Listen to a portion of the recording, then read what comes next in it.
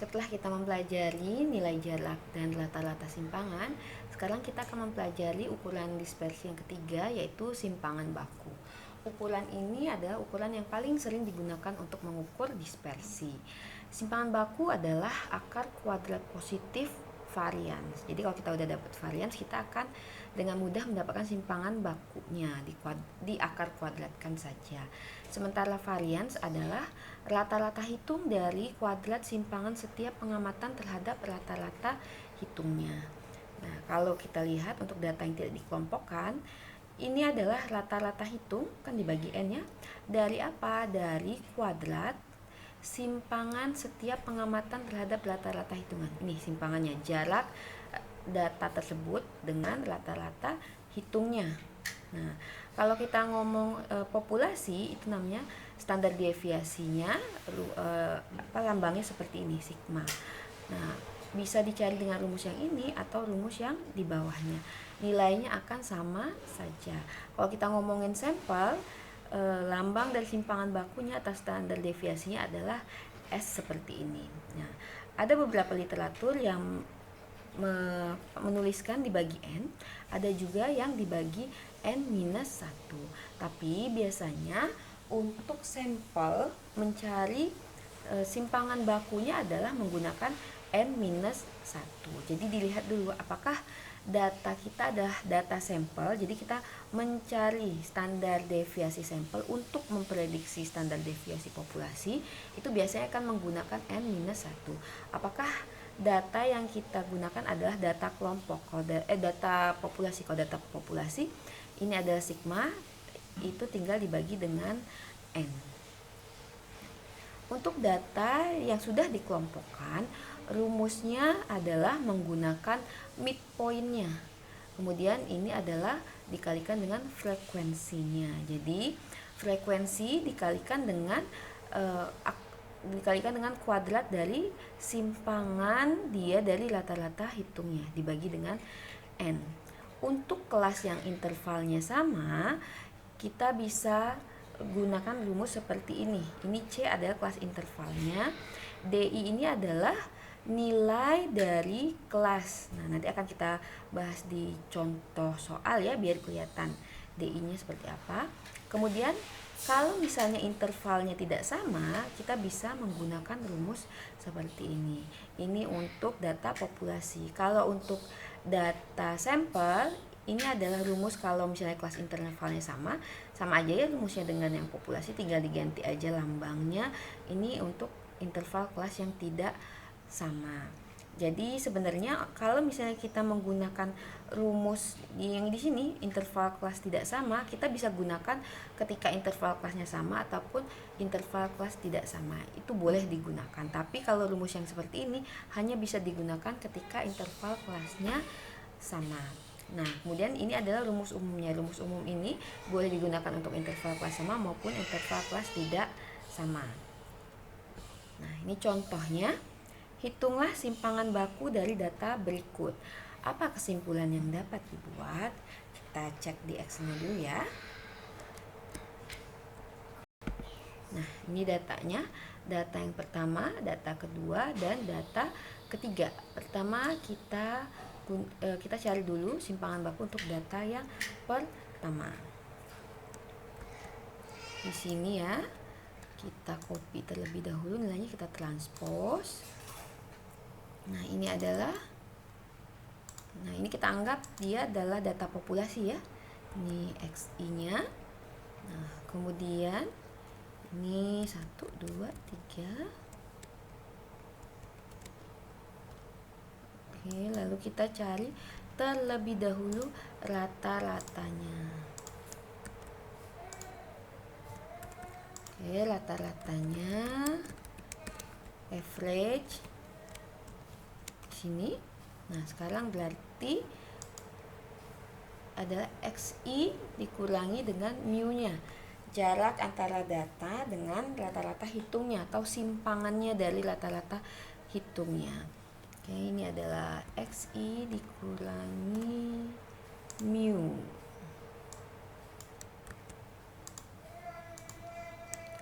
Lalu kita kuadratin ya di sini.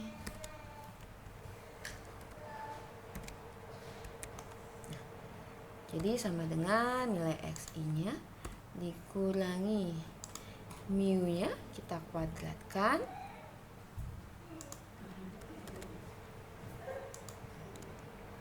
Oke, ini kita kunci kolomnya, kita kunci barisnya. Kenapa kita kunci barisnya? Karena supaya nanti rumusnya bisa kita copy ke data yang lainnya. Jadi biar kita nggak nulis 2 kali rumusnya nanti. Nah, lalu kita drag ke bawah. Sekarang kita jumlahkan. Ini jumlahnya. Oke, berarti sekarang standar deviasinya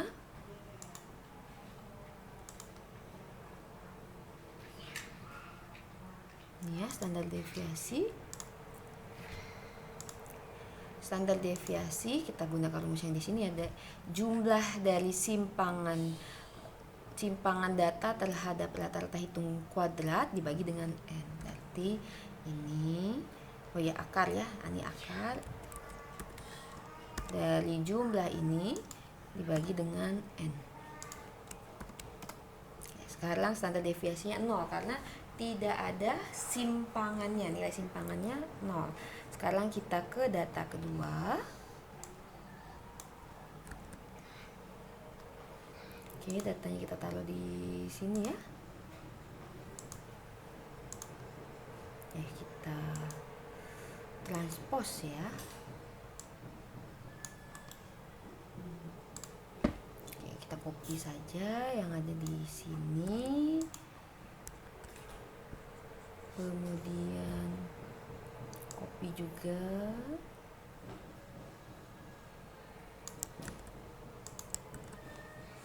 Ini rata-ratanya. Nah, ini dibagi dengan A20 harusnya.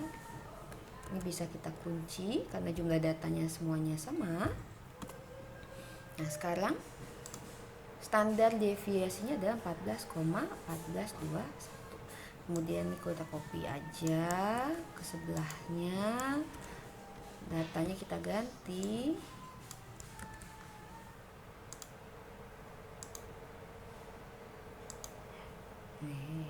Nah, ini dia.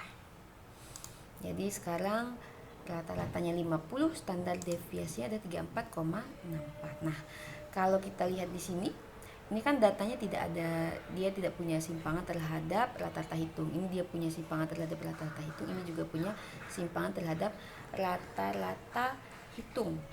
Nah, di sini kelihatan ya bahwa semakin heterogen datanya atau semakin terdispersi datanya, simpangan bakunya nilainya akan lebih besar. Ini mulai dari 0 yang homogen, tidak ada standar deviasinya atau tidak ada dispersinya. Ini relatif heterogen, sudah mulai ada standar deviasinya lebih tinggi. Kemudian ini adalah data yang sangat heterogen, jadi simpangan bakunya lebih tinggi dari data sebelumnya. Jadi semakin besar simpangan bakunya itu artinya semakin terdispersi, semakin heterogen datanya. Nah, kemudian kalau dilihat dari rumusnya di sini ya, dia itu simpangan dari rata-rata hitungnya harus kuadrat. Kenapa pakai kuadrat? Karena kalau tidak ada kuadrat nanti dia akan simpangannya itu saling cancelling off, namanya saling membatalkan dengan yang lain. Maksudnya seperti apa? Maksudnya misalnya kita copy yang ini deh. Kita taruh di sini misalnya. Nah, rata-ratanya adalah 50. Nah, sekarang di sini kita nggak pakai kuadrat terlebih dahulu. Kalau kita nggak pakai kuadrat ya, ini juga nggak kita kuadratin.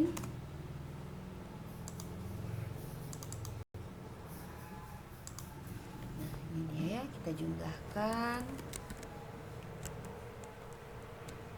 Nah, kalau kita nggak pakai kuadrat, jadi dia terkesan dia tidak punya simpangan. Nggak punya simpangan terhadap rata-rata hitung karena jumlahnya 0. Jadi standar deviasinya 0. Padahal data ini dia memiliki simpangan terhadap rata-rata hitungnya. Tapi pas dia mempunyai simpangan minus 10, ada lagi data yang mempunyai simpangan 10. Jadi ini minus 10 plus 10, 0.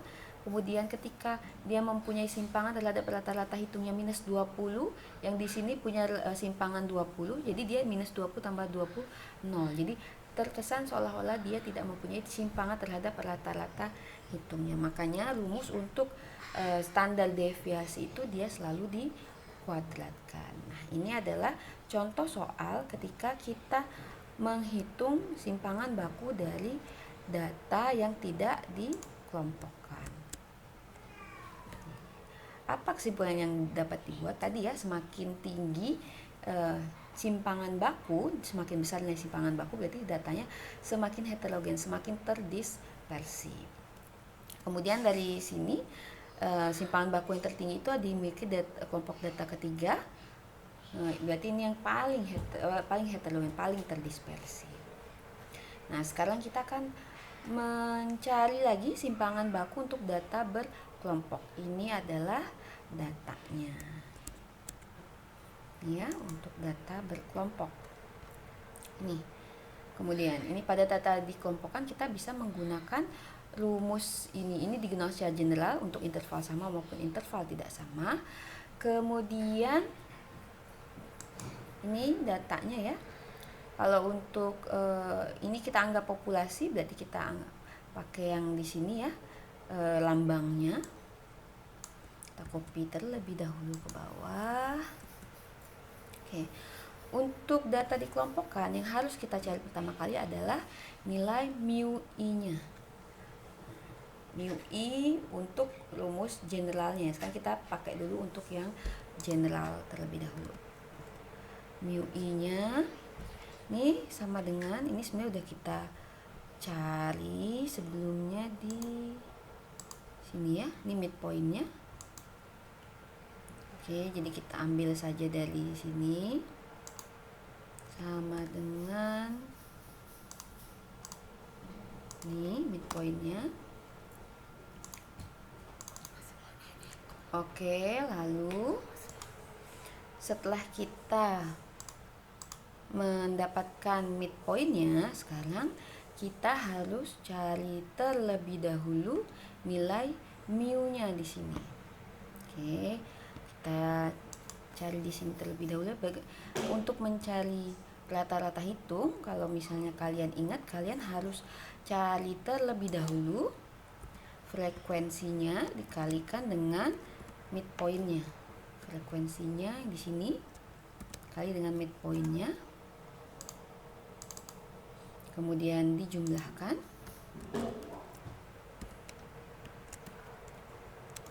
kemudian ini juga dijumlahkan. Oke, lalu rata-ratanya atau mu-nya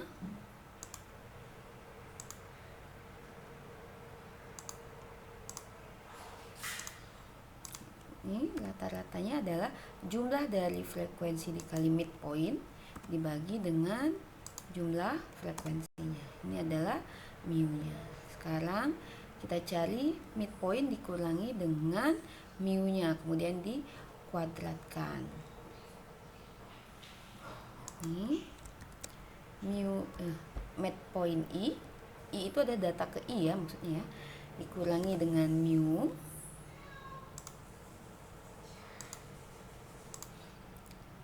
lalu dikuadratkan sama dengan dikurangi, ini kita kunci ya, kemudian dikuadratkan.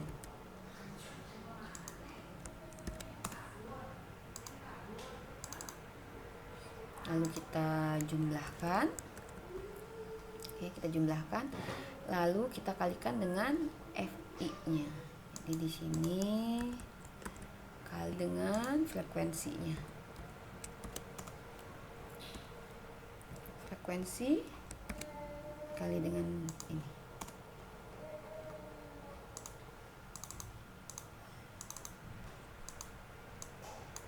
Nah, sekarang kita dapat semuanya dibagi dengan n. Berarti ini standar deviasinya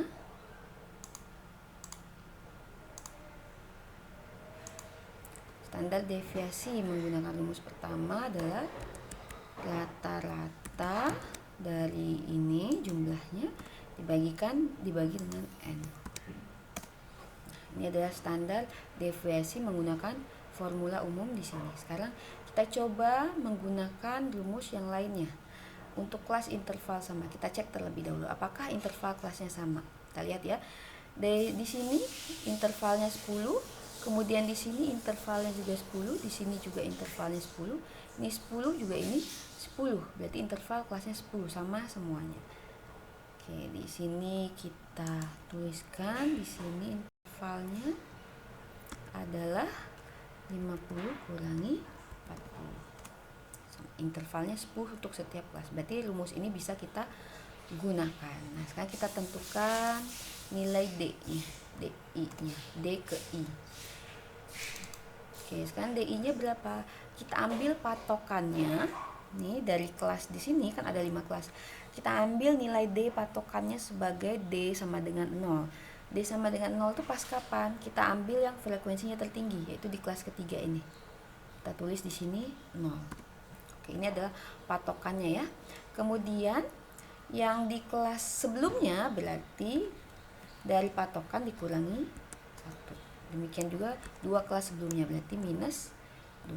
Nah, yang kelas setelahnya berarti nilai patokannya ditambah 1. Bedanya ada 1 kelas. Di sini bedanya adalah 2 kelas. Nah, sekarang kita lihat ya. Pertama kita frekuensi dikalikan dengan nilai DI yang dikuadratkan. Oke, di sini FI dikalikan dengan DI dikuadratkan. Jadi frekuensi ke I, frekuensi kelas pertama nilainya 5 dikali dengan nilai DI-nya ini dikuadratkan. Oke, sudah. Kemudian kita jumlahkan ya, di sini butuh jumlah.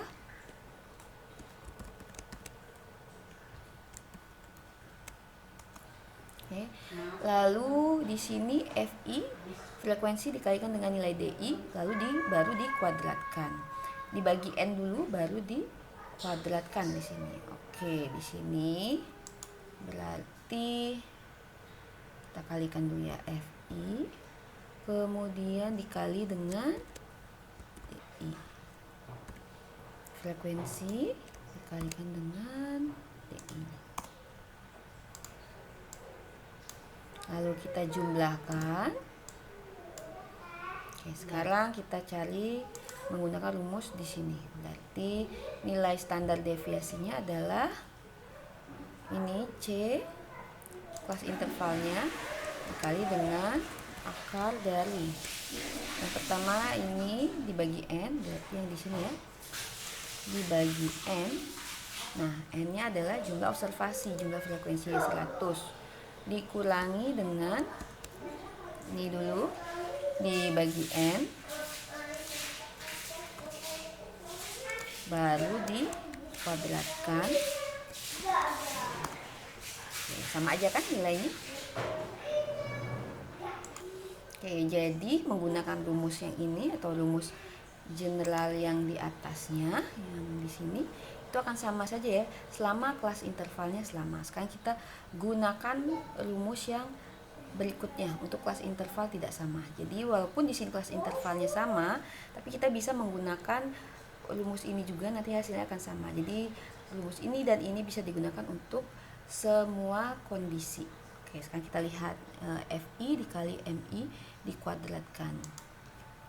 Oke, FI dikali MI lalu dikuadratkan.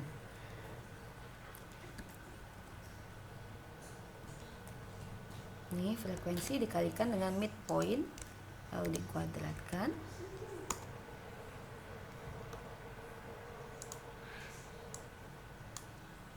Kita jumlahkan. Jumlah ya. Nah, lalu kita FI dikali MI sudah ada ya. Baru dikuadratkan bagi M. Berarti sekarang rumusnya adalah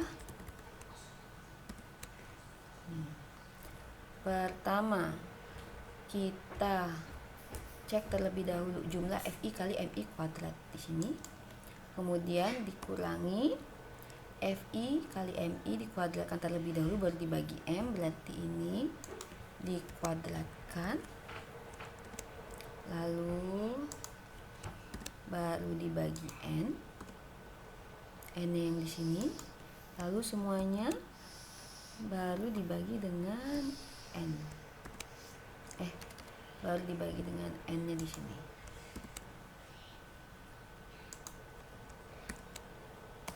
Oke, akan sama saja ya, mau kalian menggunakan rumus manapun akan sama saja, dengan catatan untuk formula kelas interval sama ini hanya bisa digunakan ketika data berkelompok itu setiap kelasnya mempunyai interval kelas yang sama. Kalau tidak sama, nggak bisa menggunakan data yang ini.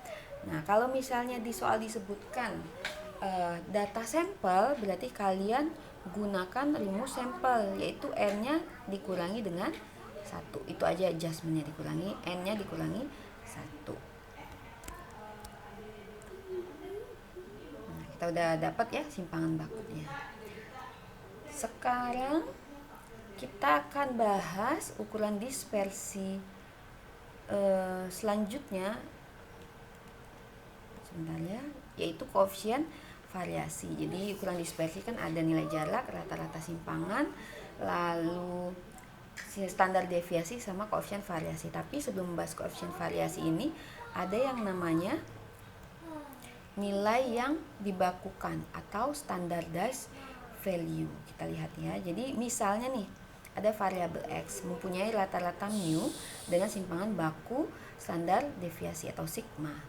Jadi XI dibagi standar deviasi adalah nilai baku dari XI, dan ZI itu rumusnya adalah XI dikurangi mu dibagi dengan sigma merupakan nilai simpangan atau deviasi yang baku, standardized. Nah, jadi apa sih gunanya nih si Z-score ini atau si ZI ini? Z-score itu adalah suatu ukuran penyimpangan data dari nilai rata-ratanya yang diukur dalam satuan standar deviasinya. Jika nilainya terletak di atas rata-rata, maka Z-score-nya bernilai positif, sedangkan bila di bawah nilai rata-rata, maka Z-score-nya akan bernilai negatif. Nah, fungsi Z-score ini adalah membandingkan nilai dari kelompok yang berbeda. Jadi maksudnya apa sih?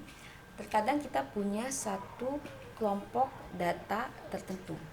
Ini ada nilainya itu bervariasi ya. Nah, kalau misalnya kita mempunyai dua kelompok data, kita akan sulit membandingkan nilai dari kelompok data tertentu dibandingkan dengan nilai kelompok data yang lain. Karena apa? Karena kan nilai dispersinya beda ya. Kemudian nilai rata-ratanya juga berbeda. Nah, sekarang kita mau melihat posisi data tersebut. Kalau misalnya dari kelompok data yang berbeda, itu bisa menggunakan nilai ZI-nya atau Z-score-nya. Contohnya seperti apa?